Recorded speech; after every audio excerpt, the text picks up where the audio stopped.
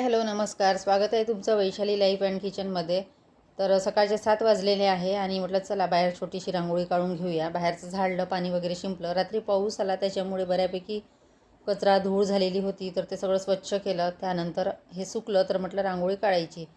तर white colour तर बऱ्यापैकी संपत आलेला आहे. आता तो बऱ्याच दिवसापासून आणलेला नाही मी. दिवाळी किंवा दसऱ्याच्या वेळेस आणलेला असेल तेव्हापासून तो आहे. आणि बाहेर जायचं म्हटलं तर होतच नाही, कारण सकाळी जायचं म्हटलं तर कामाची वेळ असते, त्यानंतर दुपारी ऊन असतं आणि इकडे 4 वाजले की आता या आठवड्यामध्ये हवा पाऊस असंच वातावरण आहे, त्याच्यामुळे काही ते शक्य होत नाही. आता बघू कधी जाणं होते, तर जेव्हा जाणं होईल तेव्हा घेऊन येईल.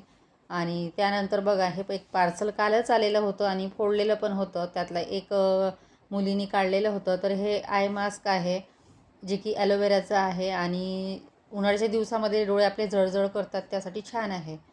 तर 80 की 88 रुपयामध्ये ते 2 आलेले आहे. तर एक ते फ्रीजमध्ये ठेवलं होतं रुचीनी आणि एक पार्सलमध्येच होतं. म्हटलं चला तुमच्याशी शेअर करूया. पण छान असतात ते उन्हाळ्याच्या दिवसामध्ये फ्रीजमध्ये ठेवायचं. त्यानंतर आपल्याला ते डोळ्यावर रात्री झोपताना डोळ्याला ती लावायची पट्टी, तर आराम मिळतो. त्यानंतर पावसाचं वातावरण बघा, आभाळ भरपूर आलेलं होतं आणि या पार्सलमध्ये काहीतरी कूपन होतं, ते मी बघत होती की याच्यावर काय म्हणजे फ्री आहे.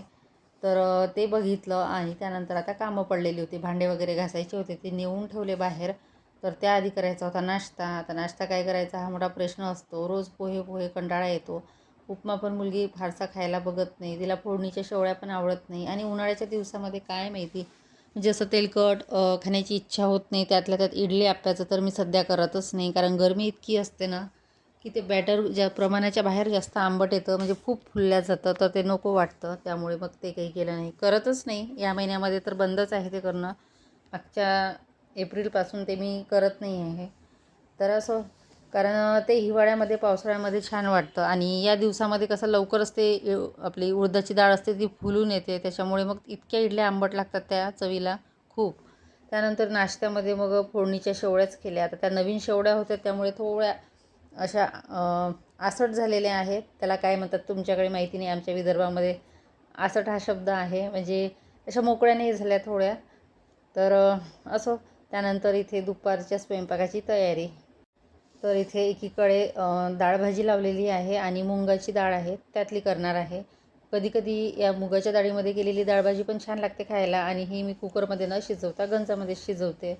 त्यानंतर त्यातच लगेच पालक टाकली आणि छान शिजू द्यायची. एकीकडे भात लावलेला आहे आणि ही मुगाच्या डाळीची पालक केली ना तर मुलीला खूप आवडते. जेवढी की ती चण्याची डाळ किंवा तुरीच्या डाळीतली खात नाही त्यापेक्षा ही खाते.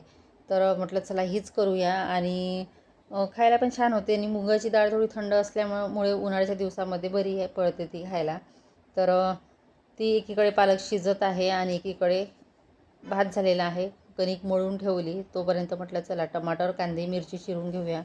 आणि आता 2 दिवस झाले, 2 ते 3 दिवस स्वयंपाकाला खूप लेट होत आहे. मला 2 वाजत आहे, कारण की सकाळच्या वेळेस थोडं रूमच्या शोधामध्ये जात असते आणि बघायला गेल्याशिवाय मिळत नाही. आणि ते कसं जेंट्स जरी गेले तर त्यांना म्हणजे पाहिजे तेवढं ते तसं पाहत नाही. आपण गेलं तर व्यवस्थित पाहतो, कारण की दिवसभर आपल्याला राहणे आहे, सगळं व्यवस्थित बघायला पाहिजे.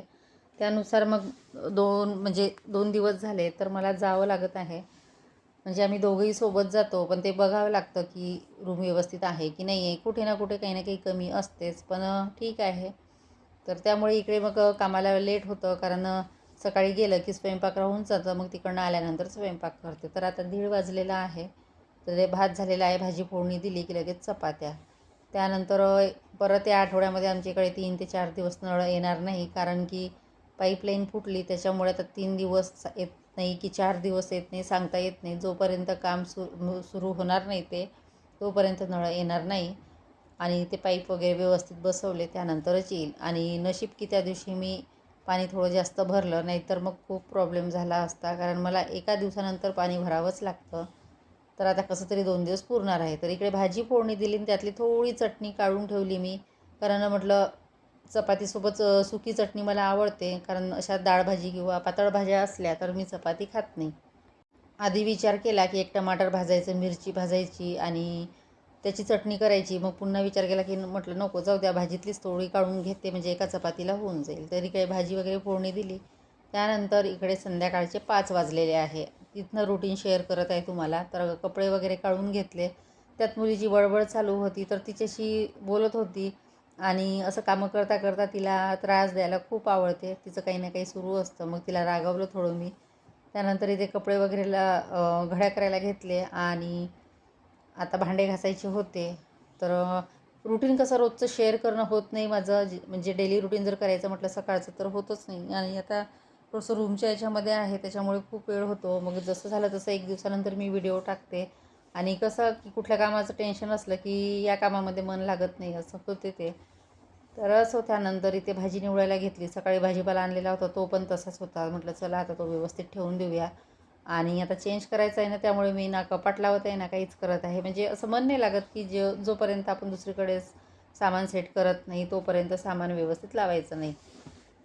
तर असो त्यानंतर इथे भाजी वगैरे निवडायला घेतली. तर काकडी, पालक आणि चवळीच्या शेंगा होत्या, सोबतच पत्ताकोबी, भेंडी. तर म्हटलं हे सगळं आता निवडून ठेवलं तर उद्या करायला सोपी जाईल. नाहीतर मग वेळेवर करा मग खूप हे होतं.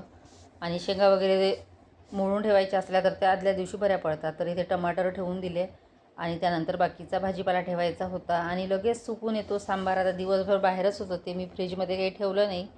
तर सांबार सुकल्यासारखा झालेला होता. तर म्हटलं तो व्यवस्थित ठेवून देऊया. तर अर्धा किलो टमाटर हे आहेत तर 7-8 दिवस तरी पुरतात मला. रोजचं एक जरी असलं तरी ते 7-8 दिवस जातात. आता मागच्या आठवड्यापासून म्हणजे भाजीपाला आणलेलाच नव्हता. मागच्या आठवड्यात आणला तो मला आत्तापर्यंत पुरला. त्यानंतर मग आज आणला आणि मध्ये 1-2 दिवस समजा संपले तर मग काहीतरी आपलं कडधान्य वगैरे असतातच. आणि उन्हाळ्याचं भाजीचं काय करायचं हाच थोडा प्रश्न असतो. कारण भाजीला तर भरपूर काही असतं पण खाणाऱ्याचं मग काही ना काही म्हणजे इच्छा होत नाही. उन्हाळ्यामध्ये काय म्हणजे जेवणच कमी होऊन जातं आणि कुठल्याही भाज्या केल्या ना तर खाण्याचा थोडा प्रॉब्लेमच येतो. तरच त्यानंतर इथे बेड आवरला आणि आता कचरा होता, म्हटलं हा आवरून घेऊया, नंतर झाडझूड करायची होती. तर बेड वगैरे व्यवस्थित केला, नंतर सोफा व्यवस्थित केला आणि म्हटलं आता हे झाडून घेते. तिथे मध्ये मध्ये मुलीचं चालू होतं. त्यानंतर माझं एक पार्सल येणार होतं तर अजून तरी ते आलेलं नाही. मग ते कदाचित उशिरा येईल. तर काय ते तुम्हाला मी पुढे दाखवतेच.